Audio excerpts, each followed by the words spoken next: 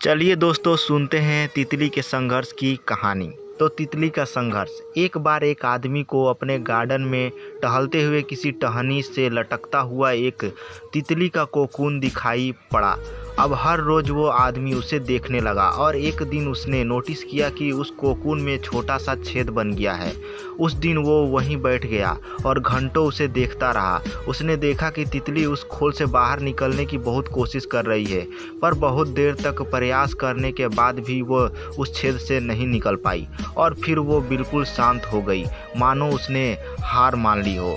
इसलिए उस आदमी ने निश्चय किया कि उस तितली की मदद करेगा।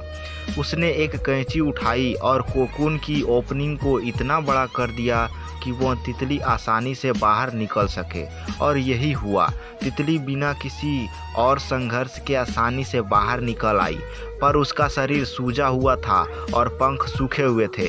वो आदमी तितली को ये सोचकर देखता रहा कि वो किसी भी वक्त अपने पंख फैलाकर उड़ने लगेगी, पर ऐसा कुछ भी नहीं हुआ। इसके उल्टा बेचारी तितली कभी उड़ नहीं पाई और उसे अपनी बाकी ज़िंदगी इधर उधर घिसटते हुए बितानी पड़ी।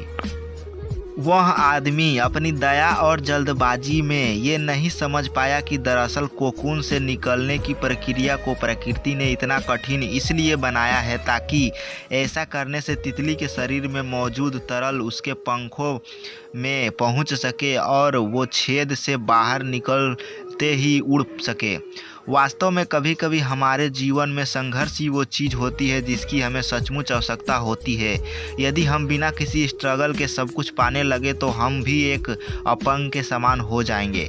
बिना परिश्रम और संघर्ष के हम कभी उतने मजबूत नहीं बन सकते जितना हमारी क्षमता है। इसलिए जीवन में आने वाली कठिन पलों को सकारात्मक दृष्टिकोण से देखिए। वो आपको कुछ ऐसा सिखा पाएंगे जिससे आप अपनी ज़िंदगी की उड़ान को पॉसिबल बना पाएंगे।